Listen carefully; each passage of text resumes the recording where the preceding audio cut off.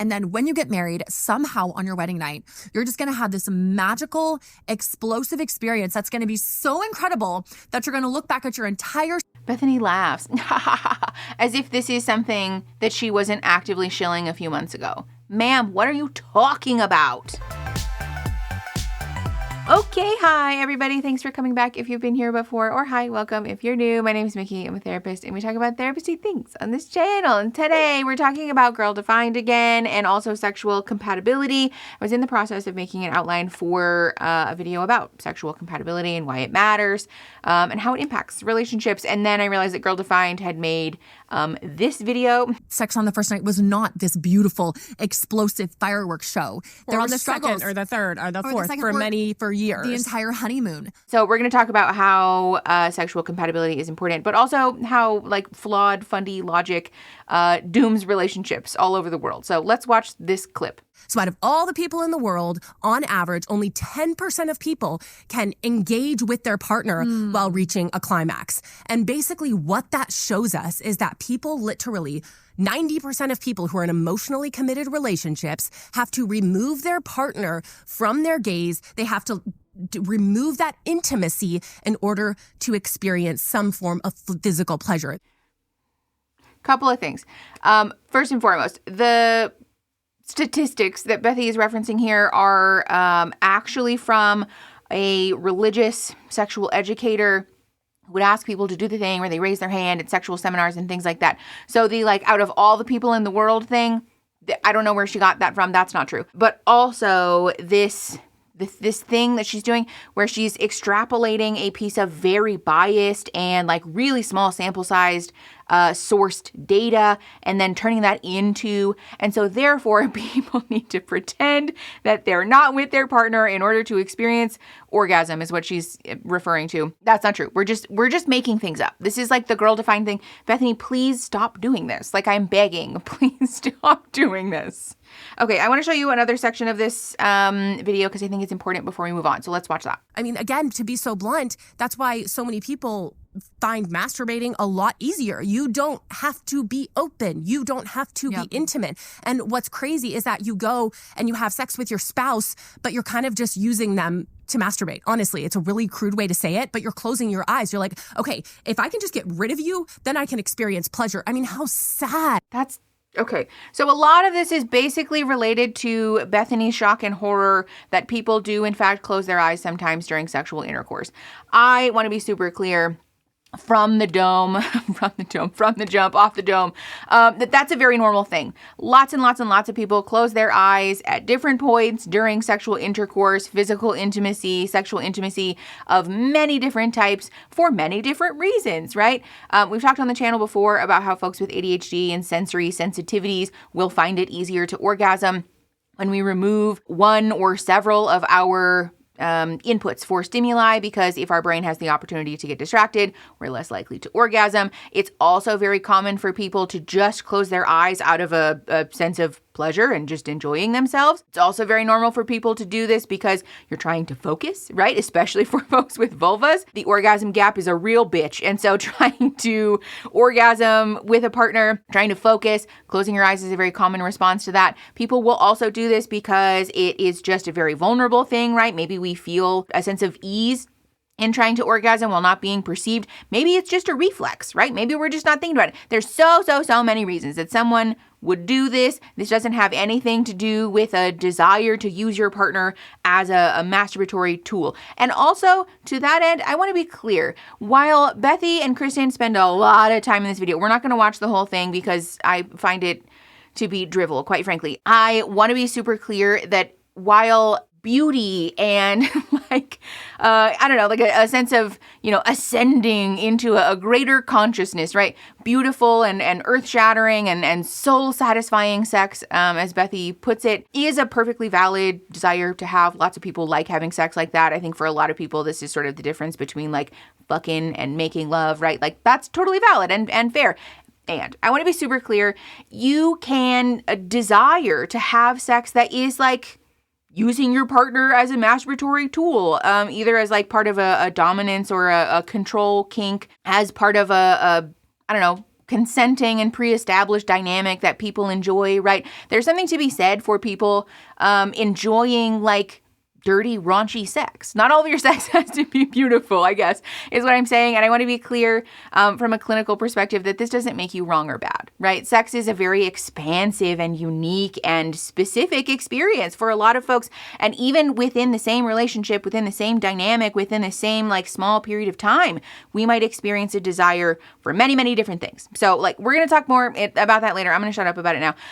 Let's talk about sexual compatibility. Okay, so a lot of what I'm going to reference today is from a particular study because the term sexual compatibility is not actually like a static term when we look at data and research. There's not a real definition for that. It's sort of like up for grabs. But the study that I used differentiated between actual sexual compatibility and perceived sexual compatibility. Basically what this means is that actual compatibility refers to like the nuts and bolts, right, of sex, no pun intended. The like concept of having similar turn-ons and turn-offs or the sort of mechanical bits, right? Whereas perceived sexual compatibility has a lot more to do with your values and beliefs about sex and a lot more about your orientation towards the topic. And that differentiation is very important. We're going to get into specifics about that later, but for the sake of being succinct, sexual compatibility refers to especially a lot of the research is about cis-het dyadic relationships. So let's be clear about that none of those things are a prerequisite or necessary for relationships, but that's who they study. That in that, confine, that sexual compatibility refers to those two people's ability to sort of get on with one another. Okay, I want to talk to you about this week's sponsor, which is Delete Me. In case you don't know, Delete Me is a hands-free subscription service that helps to remove your personally identifiable information from hundreds of data brokers online. And if you didn't know, data brokers are these corporations that take all of your personal information, which are things like your phone number and your address and your social security number, and then they package it all up into these profiles and they sell it so that other people have it. Delete Me research actually shows that the amount of personal information available online, like about us, has actually tripled since from 2019 to 2023. It's tripled with an average of 525 pieces of data per person, which also that information can sometimes be available for free or as little as $5 per profile, which is disconcerting in my opinion. So knowing that, working with a company like Delete Me that I just really trust, it puts me at ease because we can't necessarily control who wants that information or if people want that information, but we can certainly make it harder for them to get a hold of that. Delete Me can help with this by removing your information from hundreds of data brokers online, and then they will continually monitor to make sure that you stay removed, and that can help to protect you and to protect your data. Even though I'm a pretty conscientious person, I would say, about my privacy and about my data, I'm pretty fanatic about my privacy, actually. I am still shocked and horrified, actually, to look at my Delete Me dashboard every month because they send you a report of everything that they've removed and the stuff on it. Shocked and horrified. So I'm just really grateful that Delete Me helps to protect me and to protect my privacy and my data. That said, Delete Me has a special code for all of my followers to use so that you can get 20% off of your Delete Me plan.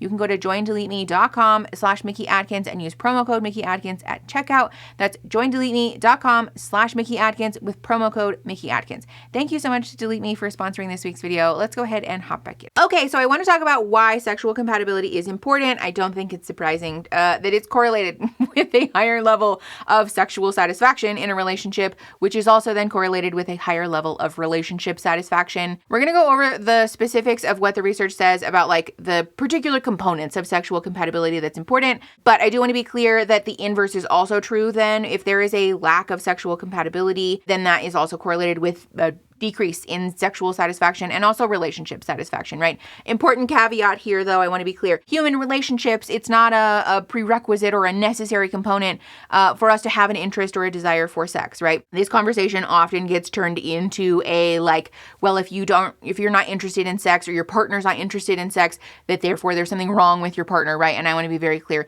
that asexual people are real and exist and are perfectly valid and also have very happy, healthy relationships, y'all. There's also a spectrum here, right? There's a whole range of experiences there. And so I want to pause and be clear that even in a video about sexual compatibility, it's not cool or fair for us to try to erase those people. So please don't try to pressure people into doing things that they don't like or don't want or that they're not comfortable to. obviously, but also don't use this conversation as a means to say that people who don't want sex are broken or bad, or that they're doomed to have poor relationship satisfaction, because that's not true also. Okay, I want to show you guys this clip because in a world that I never thought was possible, Bethy does have like a weirdly sort of kind of right take. So I'm going to show you this, and then we're going to talk about what the research says. So something that is controversial, or it might sound very controversial when I say it, but there is a phrase that really went around during the purity culture movement, and it's something that I'm sure both of us heard many times, but it was this saying, save the beauty of sex for marriage. And it was this whole idea that if you reserve this act for marriage, the act in— I'm so sorry. Kristen trying to like be the thinker in the corner is so funny to me, as if they both don't know what they're going to talk about. Anyways, let's keep going. Sorry. Itself is where the beauty, is where the meaning, is where the intimacy is found. So as long as you can get these two people that save sex for marriage when they bring their bodies together, if they can rub them the right way and pull out the right movements they read in those books, the stars are going to explode. And that's where the beauty is found, within the act itself. And here's what might come across as controversial. I don't think the beauty is in the sex. I think that is wrong messaging. And I think that's where many women, especially those who grew up in the purity culture movement, why they became so disillusioned with sex within marriage, because they saved it all. They went— Again, I said sort of right take. We'll let her finish and then we'll talk some more about this. Hold on. Through the motions. They got things in the right places, you know? They were like, we nailed it. You know, we made it work. Our bodies are rubbing the right way. Girl. You know, maybe my husband is even very generous, or I'm very generous to him sexually, but like, where's the, you know, like the sex doesn't feel beautiful, but we saved the beauty of sex for marriage. Why does this not feel beautiful? And here's what I want to say. I think the beauty of sex, the beauty is within the people. The beauty is within the creation, the one that God designed. It's the intimacy within, the open-heartedness, the honesty, the intimacy that the two people are. She's going to go on a religious rant. A couple of things. First of all, please, Bethany, God, I'm begging, stop using the word rubbing. I don't know why in this whole video, again, you're welcome for sparing you a lot of the nitty-gritty details.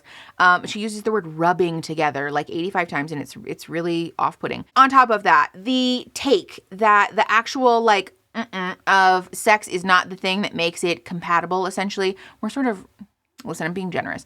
It's not necessarily like the beauty aspect of it so much as it is that we're talking about like the sexual compatibility aspect of this. But she's not wrong necessarily. It's not about the particular movements or the things or the mechanics of it all that makes a sexual relationship compatible and fulfilling. It's more about the orientation and the theoretical stuff, which is why we're going to talk about the specific components of sexual compatibility. Like I said earlier, the study differentiated between actual and perceived. So I want to break down what that actually means. I think it's sort of already spoiled, but actual sexual compatibility is the like mechanical turn-ons and turn-offs, or the, you know, actions, the behaviors that people are interested in, right? The study that I looked at asked people to take assessments, and those assessments have questions about like, how much do you agree or disagree with these statements, right? Some of those statements were things like, thinking or fantasizing about sex is enough to arouse me. Dominating my partner is arousing to me. Inversely, if it's possible that someone could see or hear us having sex, then it's harder for me to be aroused, right? This is what this category is about. It's going to encompass things like sexual desires and libido, sexual frequency. That comes up a lot, and we're going to talk about that later because I have a lot of thoughts about that. But like sexual interests and boundaries, right? The sort of nuts and bolts. I keep saying nuts and bolts, and that's a bad phrase, but I don't know. We all know that I latch onto phrases, and it's fine. That's what actual sexual compatibility is, whereas perceived sexual compatibility is like the broader things, more so our orientation and like theoretical beliefs about the thing. And also not just about sex, but about our relationship specifically. So some of the statements that they asked the participants to rate were things like, I think my partner understands me sexually, that I have the same sexual values as my partner. It's hard, or inversely, it's hard for me to accept my partner's views on sex, or I think that I sexually satisfy my partner. So this is what I mean when I say that perceived sexual compatibility is broader and more about the theory, the sort of underlying stuff, than it is the actual— I keep doing this too. I don't know why I'm doing that, but you get what I'm saying. So of note, the reason I brought this all up is because in this study, what they found is that perceived sexual compatibility matters way more than the actual compatibility. So in the study, participants, even if they did not match each other's answers or like get close on the actual compatibility surveys, if their perceived sexual compatibility surveys were close, then that was correlated with an improved relationship satisfaction. So even if you and your partner, if you want your partner to spit in your mouth and they don't want to do that, right? You're into exhibitionism and they're really not, or, they're a spontaneous desire person and you're a reactive desire person. Even if those things don't align, if you perceive that your sexual compatibility is high, then it is, basically. That's what the research means. And so while I don't agree with most of the things that Bethany says, she is kind of on the money here in the sense that the compatibility and the satisfaction, the fuzzy feel-goods about having a sexually compatible relationship isn't necessarily about knowing all the right moves or doing research or, having the right positions and all the things. It's more so about your theoretical orientation towards the topic. But there are some other things about this that are really wrong that we're going to talk about, because Bethany is essentially using this as an excuse to just repackage purity culture and be like, see, it's fine. And it's not. It's not fine. Purity culture is still very much harming people, and just wrapping it up in a better bow doesn't make it okay. Really quickly, before we close on this section, I don't think it's surprising to anyone, but to be clear, a lack of sexual compatibility is very much correlated with negative impacts on the relationship, like poor sexual satisfaction and also poor relationship satisfaction, right? This is going to become more important later. We'll talk about that in a second. For the sake of being thorough, signs of sexual incompatibility are going to include things like not feeling satisfied when or around the topic of sex or physical sexual intimacy. A lack of pleasure is also going to be a warning sign, right? A lack of trust or a lack of seeming to be on the same page. For what it's worth, the research has also found that sexual satisfaction, quote, sexual satisfaction cannot be achieved if one partner greatly desires the same activity that the other partner dislikes. So if somebody is like super into a particular kink and somebody is really repulsed by that particular thing, you're going to struggle to find compatibility. And I think that's worth noting. I know that we're all very disappointed that Girl Defined and Paul and Morgan's very wrong take about how purity culture and, all of this nonsense was totally correct, that you could just marry whoever. And as long as you're pure, that, you guys will be sexually compatible. But yeah, as it turns out, the research indicates that might actually be wrong, and that there are some aspects of sexual compatibility that are inherent. For what it's worth, also, if you notice noteworthy changes in frequency, satisfaction, or intensity in your sex life, that can also be a warning sign. And I say changes for a reason, because it's not necessarily just decreases, right? If your sexual frequency decreases, that can be a warning sign also. But if it greatly increases, sometimes this is a sign that we're trying to use sex to patch over something that's not going great in our relationship. Same thing with intensity. If we're all of a sudden having very intense or like potentially angry or very like emotionally charged sex, this can be a sign that we're trying to patch over something that's not going great. So be aware, keep an eye out for those things, because they can be like yellow flags. To be clear, those are also not like signs that your relationship is doomed. Very fixable. This is very fixable stuff, but it's important to be aware of nonetheless. I want to show you another clip because, like I said earlier, Girl Defined is trying to repackage purity culture in just a slightly different bow, and with a really shitty and transphobic book, by the way, to prove that, their purity culture take about sex is totally valid and real.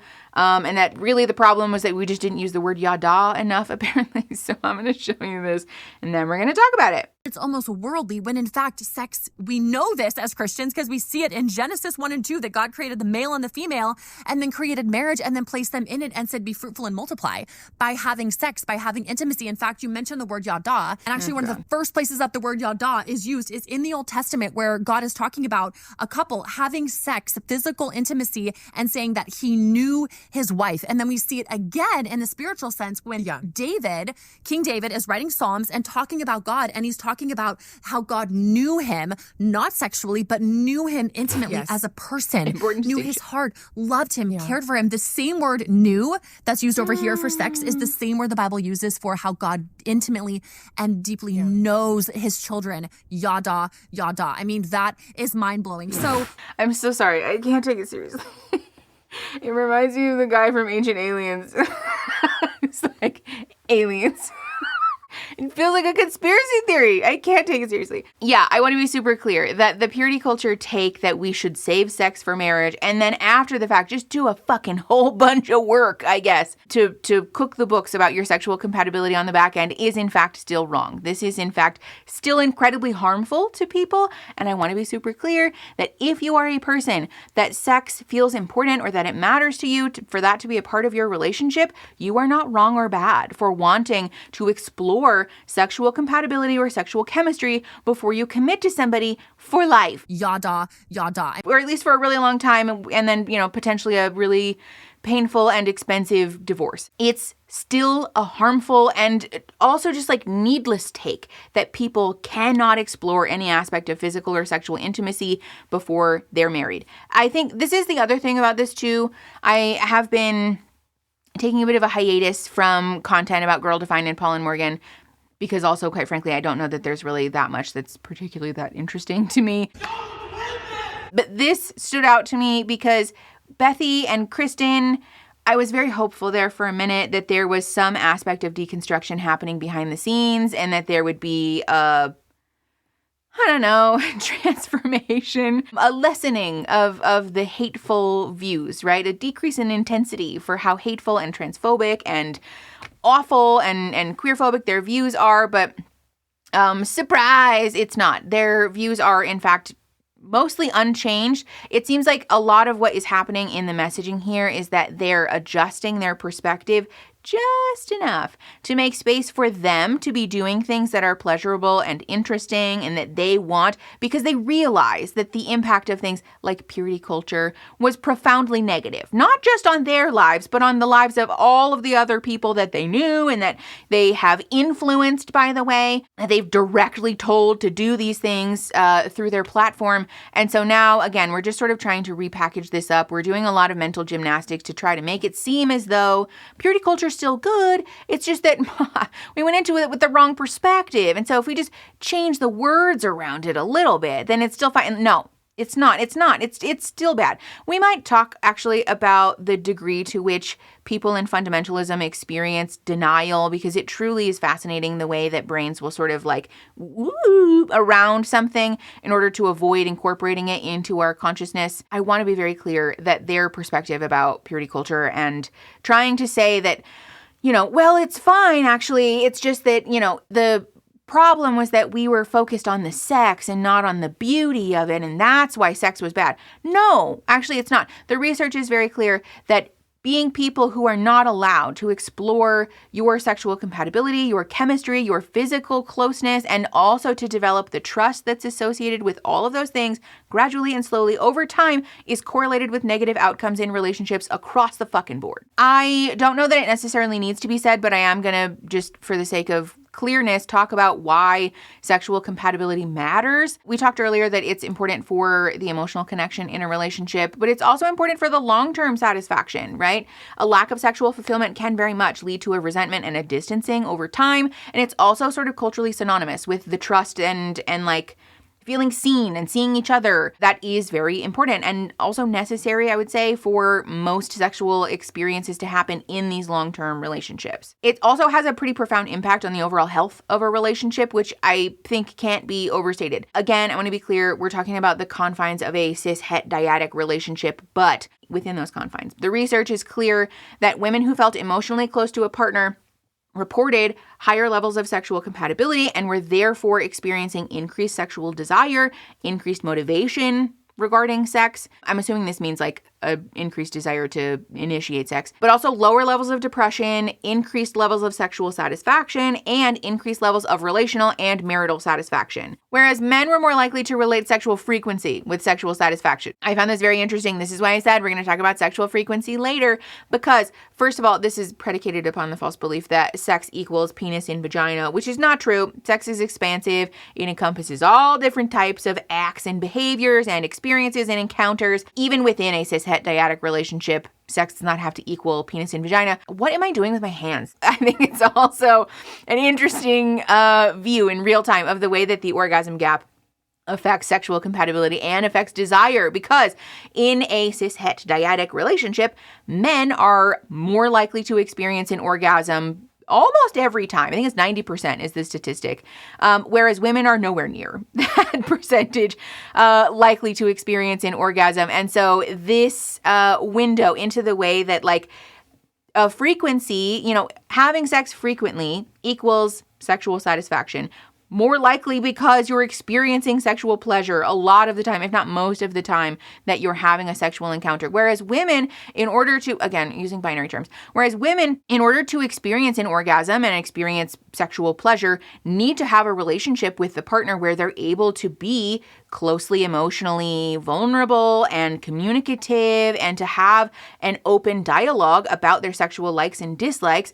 That requires this relationship to be at a much more emotionally intimate place than just simply doing the thing, right? I think this is, again, just an important moment for us to honor the way that intersectionality and sexism, patriarchal values will negatively and, again, like pretty profoundly negatively impact our sexual relationships. And also, for what it's worth, even Bethy and Kristen from Girl Defined seem to agree. Yada. That sexual dissatisfaction is not just a problem and a marriage killer and a relationship issue, but that it's also rampant amongst victims of purity culture. I'm going to show you that clip in a sec. Purity culture era, where good biblical things like sex, God's design for that, were elevated to such a degree. Like if you could save sex for marriage, as much as you could possibly save in your mind, in your heart, and what you do, and who you look at, and you could save all of that for... Quick question, Kristen. Who taught them to do that?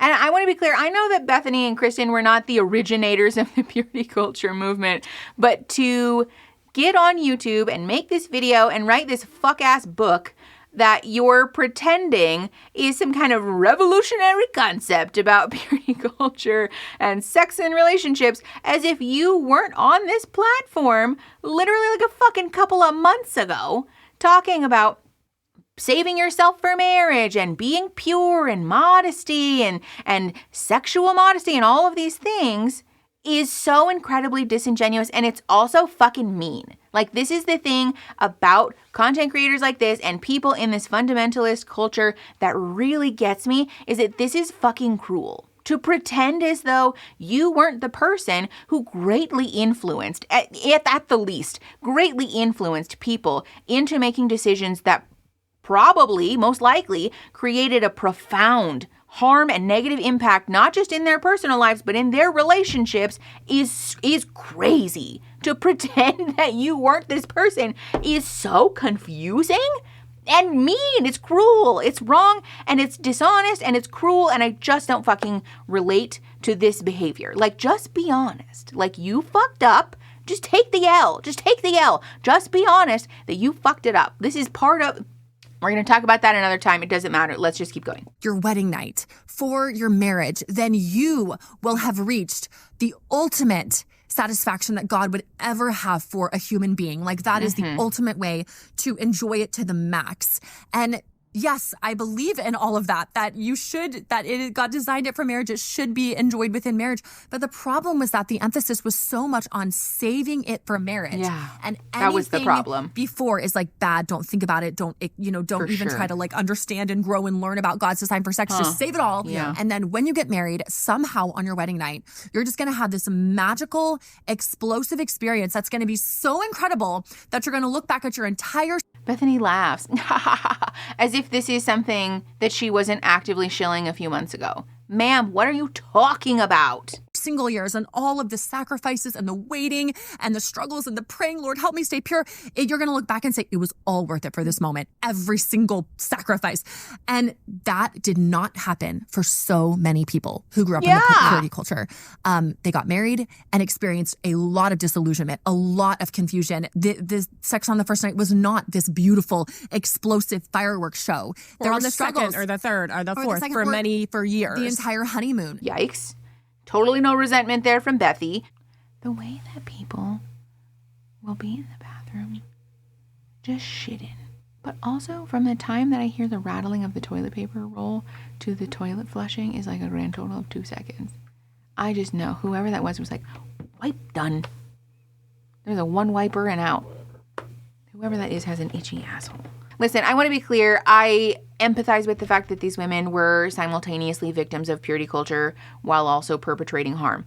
And I don't think that being victims of that excuses them from the harm that they have caused. I really struggle to give them a pass because also, let's be honest, a lot of the learning and growth that they have seemingly demonstrated seems to be self-focused. It seems to be learning at the behest of their own suffering. And I think that's also very telling. People who are willing to amend their very stringent moral code because it benefits them first and foremost, and then sort of lazily repackage it up again into some fuck-ass transphobic book to the max as a fucking cash grab, by the way, it's not really giving earnest and genuine character change. It's not giving sincere personal development. It seems an awful lot like we're rewriting history for the purpose of reaping the benefits of the things that secular culture has always known, which is that women for whom sex matters to, it feels literally what is in my outline. What this tells us is that for women whom sex matters to, it's a very important part of both relationships and their sexual satisfaction to feel emotionally close to their partners. And also, for what it's worth, this is very hard to do in a patriarchal culture that consistently devalues and disregards the opinions, the voices, the wants, the needs, the beliefs of women. Because in purity culture, let's be very clear, purity culture exists and benefits men. It's for men. Women are always viewed in purity culture as the dispensers of sex as a currency that they exchange for being provided for. That's not, first of all, a feminist take or an equal relationship dynamic, but it's also not going to promote a level of emotional safety and closeness that's correlated with sexual satisfaction in relationships. You cannot shill this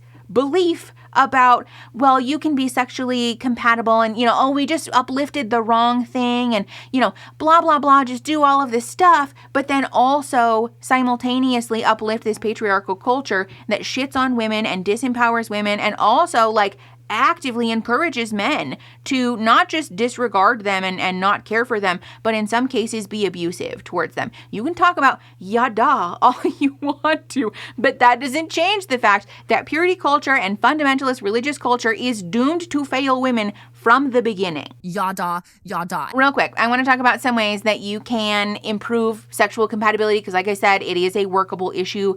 If you're struggling with that, I really want to encourage you to practice open communication. I know that that's not necessarily like a life-changing piece of advice, but it is very important. I don't think that it can be overstated the way that open communication is like the medication for most issues in a relationship that's struggling. This is also, again, something that's notably missing from fundamentalist culture. Even Bethany herself hold on, let me find it. Instead of thinking right now, well, my husband, no. Start with yourself. If you want to change your marriage and if you want to change the kind of sex that you're having, and if you're like, I want to create better meaning, I want to create true intimacy, don't worry about your husband right now. Start with yourself. And I guarantee you that Made to Be She is an incredible place to start. Mm-hmm. It's not a book about sex. Huh?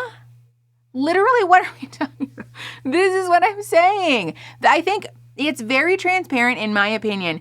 The reason that they phrase so much of their content, that they orient it from this perspective, is because they're aware that a lot of the women who are suffering and who are struggling in this particular department are in marriages with men who don't give a fuck about their opinions. And so it doesn't matter if you read the most life-changing book or if you take Bethany's exceedingly expensive courses about sex and intimacy, that you can go home and you can present that advice to your husband and that he'll go, I don't care. I don't care. And I'm not going to listen to you. Maybe I'm going to pretend, right? Maybe if he's one of the nice ones that he'll pretend to listen to you. But ultimately, that advice is not going to get implemented. Or if it is, it's going to be implemented poorly, irregularly, inconsistently, because men who are part of a culture that devalues women and treats them like objects are not the people who are more likely going to enthusiastically participate in the process of changing themselves and also, quite frankly, letting go of easy, consistent, low stakes, low effort sexual satisfaction for the purpose of uplifting the wants and needs of the woman that they see as no more than a fuck toy and a maid and a mommy. That's not really likely to happen in a fundamentalist culture. And I know that that's kind of a crude and hurtful thing to say, but I want to be clear that this is the value that exists within this culture. I think it's very transparent that the reason Bethany prescribes the advice in this manner is because she's aware that she can't tell these women, go home and talk to your husband, because their husbands aren't going to talk to them, because their husbands don't see them as people, and quite frankly, they don't care. Let's also be clear that if you have to fight tooth and nail to be seen and given the time of day, that if you're experiencing a sexual dissatisfaction in that relationship, it's likely not the result of a mechanical issue, nor is it the result of a perceived sexual incompatibility issue. It has a whole lot more to do with the deeper underlying issues in that relationship, namely when one partner views you as an object. Regardless, other things that you can do to improve sexual incompatibility issues are experimentation and flexibility. This is something that comes up a lot in sex therapy. In case you didn't know, I have a whole video about that. But remaining open to trying new things and like moving outside of your comfort zone can be a great learning process. It can also be a great way to create some foundational trust and some like shared experiential learning between the two of you. There's, I think, in my opinion, nothing better at improving and highlighting vulnerability in a relationship than both of you being outside of your comfort zones and trying something new. So that can be really helpful. And then also, I sort of spoiled it already, but sex therapy is going to be a great resource. Therapy generally is going to be a great resource if you're struggling in a relationship in any regard, but this also is something that you can go to therapy for. Sexual compatibility generally is a very important part of relationships, but especially for those of you, if you're in deconstruction or you're in the process of healing from religious fundamentalism or the, any of the negative things that come along with high control religious groups, please know that you are very valid in doing that healing and in taking your time. It's something that's difficult and timely, and it is figure outable, right? And you're not a failure. You're not wrong or bad for not having figured it out overnight. It's going to take time, and also finding relationships with people who embody the values that are the opposite of what you grew up with or what you were subjected to is something that's a process, right? You can't simply pick one up out of a supermarket. You're going to need to do the work of improving, yourself and your life and your relationships and your values and readjusting those things in order to get to a place where you're really comfortable and you feel truly safe with those topics, and that's very, very okay. That said, if you like the video, you can like the video. Make sure that you subscribe. We do this in a fun learning pop culture thing here, so I'd love to have you stay. And then you can share the video to help each other grow and to help each other grow. And I will see you guys next Saturday. Okay, bye.